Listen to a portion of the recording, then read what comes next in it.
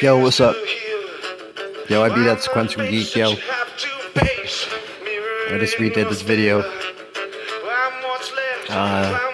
New Marvel. I was a comic book geek, a Marvel zombie. Started collecting comics around 1980. Became a Marvel zombie around 1986. By like 1989, Wolverine was on the cover of any comic that was failing. Everything said first issue, and everybody was a mutant. It's bullshit. Cloak and Dagger are not mutants, by the way. Yo, I was like, fuck this. By like 1990, 89, I was out. Started going into comic book shops randomly 2 or 3 times throughout that whole decade in the 90s, and then around 2000 you got so much goodness. That whole era, that little renaissance. Quesada got hired on as editor-in-chief. Bill Jemas, president.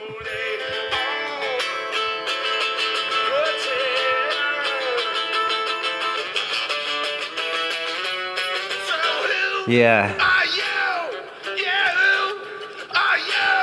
Bill Jemas did the Ultimate line.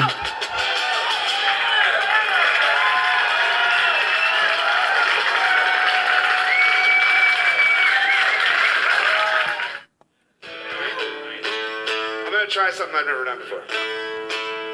I said I'd do it without ever having done it before, so now that I said I've done it, I have to do it.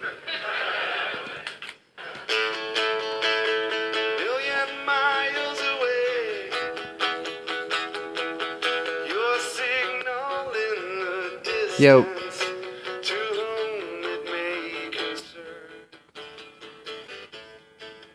I think Bill Jemas was out by the time this was released.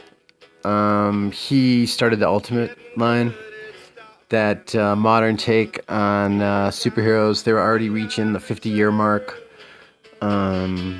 approaching it, climbing out of bankruptcy, and Bill Jemas got with Quesada, who had his own company running Marvel Knights, got hired on as editor-in-chief, and Jemas was president. Bill Jemas, I know he had like a Topps or some type of baseball card background, and he also applied a lot of like these barriers here with the white, a more narrow picture, more generic, iconic images, but with like top-notch artists, thinking more out of the box, making more modern takes of these character-based assets that needed to be revamped, brought back to life. So around 1999, 2000, there was like this renaissance that was going on with Vertigo was in full swing, Fantagraphics. I got into 8 Ball. I got by Dan Clowes, Chris Ware, Jimmy Corrigan. I got into Charles Burns, Black Hole. All that was just going in full swing. Joe Sacco, Palestine. And I think Bill Jemas left at around like 2002, 2003, maybe got fired, I believe. It was fired. The history of Marvel, I mean, you want to learn about economics, marketing, advertising. You overprint currency, the interest rate goes up. You overprint a comic, you get that bubble, it drops. You learn about stocks. You can learn about just American history with even as far back as the McCarthy era, Look at the creation of Superman. Look at the history of Jack Kirby. It's amazing. I mean, sure, Stan Lee started off just filling people's ink, but he could have just sat on that job, sat on his ass. His uncle, right, ran that company, so he didn't need to get into writing. He didn't need to take over Captain America. he paid his dues. Sure, he was the only one that kept his job, Stan Lee, when everybody got fired, right? In like, what, the 50s? Late 40s? Yeah, he had connections. Once again, he didn't sit on his ass. He wasn't an arrogant little bitch, you know? Like, so many of these rich elite on their reality TV shows, they're able to get a spotlight. It's fucked up. But, yeah, that talent and merit, work ethic, you know, some of the collaboration, the sense of cooperation went out the window, I guess, with Lee and, you know, Ditko and Kirby, but there was what they did.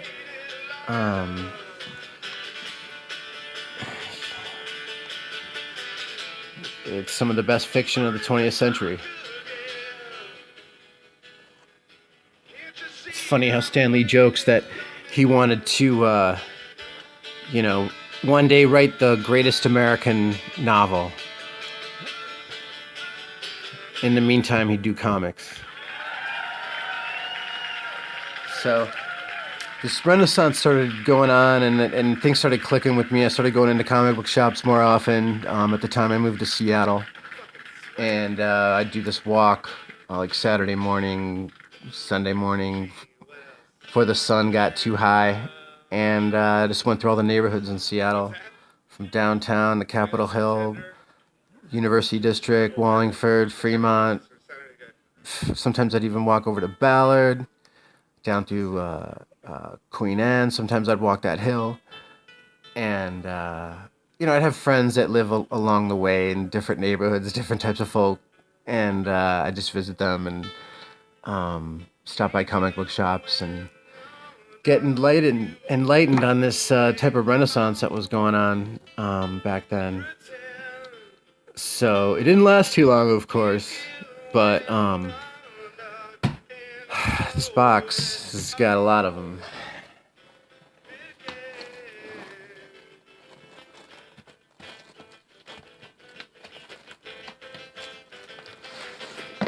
Yo. I love to haze people online. I love to give them a hard time about their videos. And, you know, whether you sub me or thumbs up or thumbs down, I don't give a shit. But I would appreciate some feedback.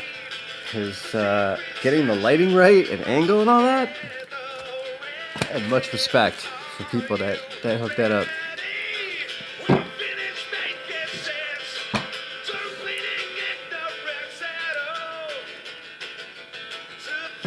Yeah. You know, wow, Hawkman, this is a great story, but the year is what I'm trying to get. I think it's 2001. How we doing on that glare? I just want to look up real quick, like Green Arrow 1, Kevin Smith.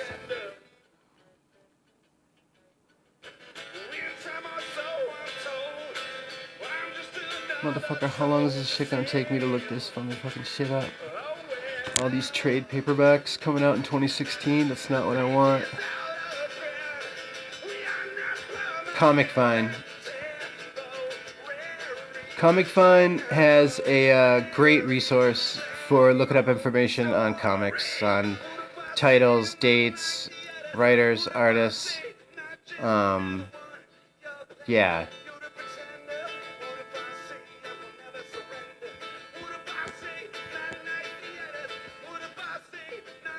Fuck, I cannot find the date, so fuck it. If, so sorry about this delay. 2001. Yeah.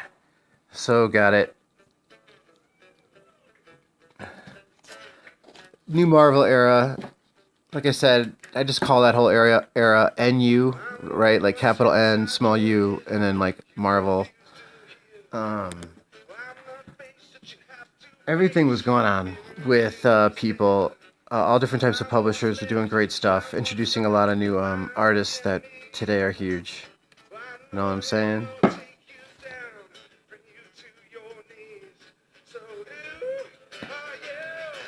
Carl Kessel autograph. This is at some Minicom convention in Seattle. At that time, Derek Robertson is cool as hell. He is the shit. My first convention I went to in Seattle, in 2003, the first Emerald City Comic Con, and yeah, it was awesome. I didn't know shit about like getting something remarked, drawn, sketched. I met Derek Robertson. I told him it was my first convention. He started doing some drawings. Somewhere in one of my boxes, I got a drawing of a huge sketch of Wolverine.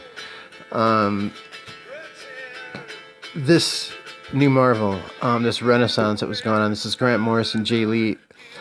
If there's one Fantastic Four story that I would recommend, a modern Fantastic Four story, I would say this Grant Morrison, Jay Lee story, Fantastic Four, 1, 2, 3, 4.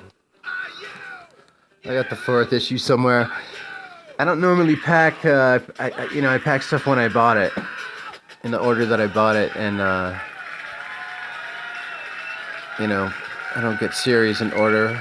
If I don't find something in well enough condition, I'll wait till I get it in near a minute later. And separating the issues, not having stuff in order, not having doubles in the same box, it's good in case something happens to this box. My other doubles, they're someplace else. In another box. First Emerald City Comic Con, Rucka was sitting right next to Derek Robertson. They were recommending me like books to read.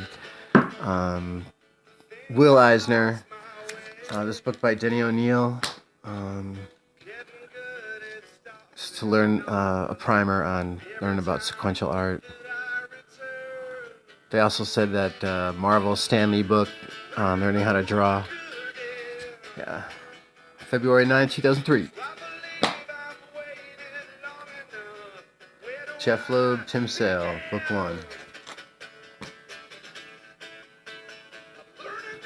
Frank Miller, John Romita Jr. Daredevil, The Man Without Fear. I dig John Romita Jr. I don't know why people diss him. I love how he does kind of like those Kirby hands.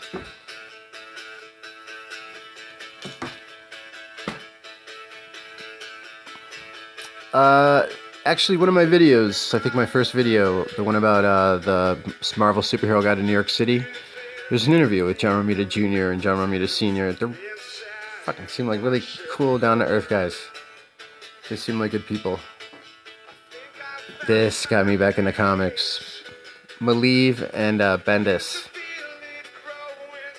Yeah, overdue. This is where comics should have went when things started going bad around 1990. Stuff like this. Stuff like most of the stuff I'm showing you. It was way overdue. They shouldn't have had to have waited till after they went bankrupt to pull this great work.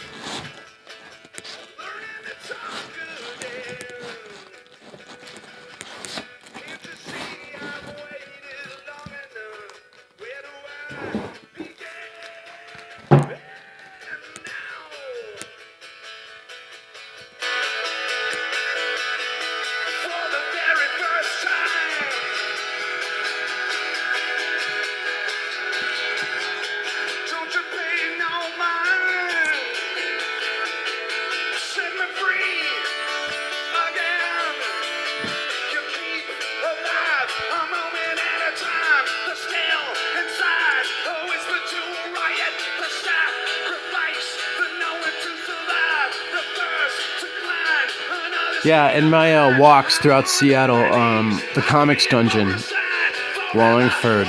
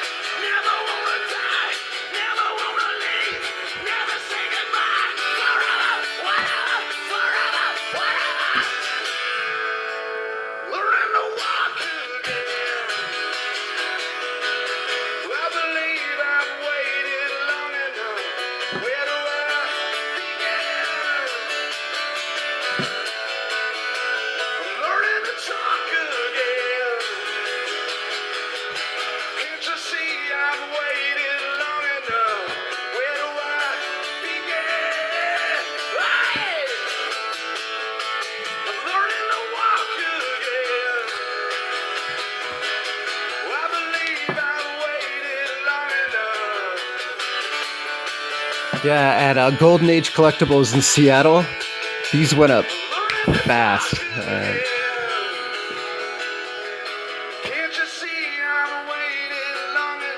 Batman 612.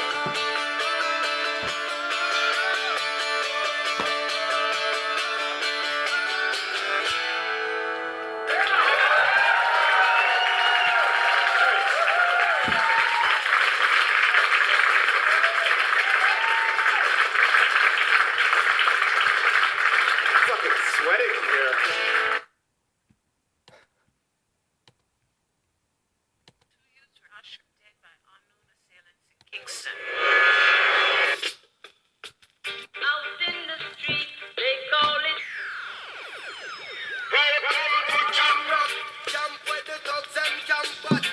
Batman 608 autographed by Jim Lee. Yeah.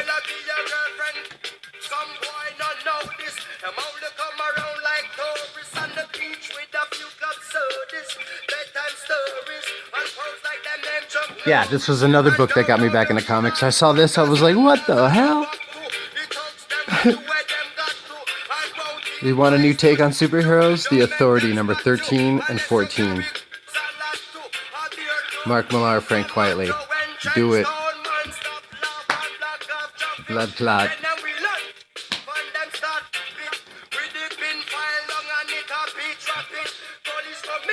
Yeah, Alias. Woo, blew my mind. I was like, yes, finally.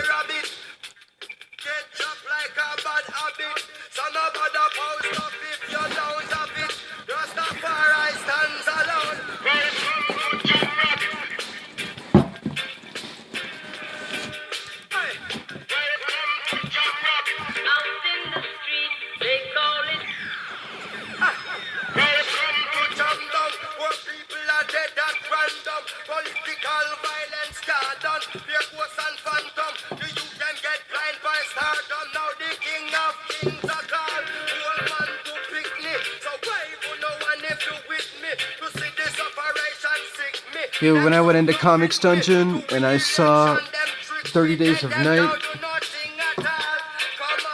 I knew the second I even saw the cover, I was like, hell yes.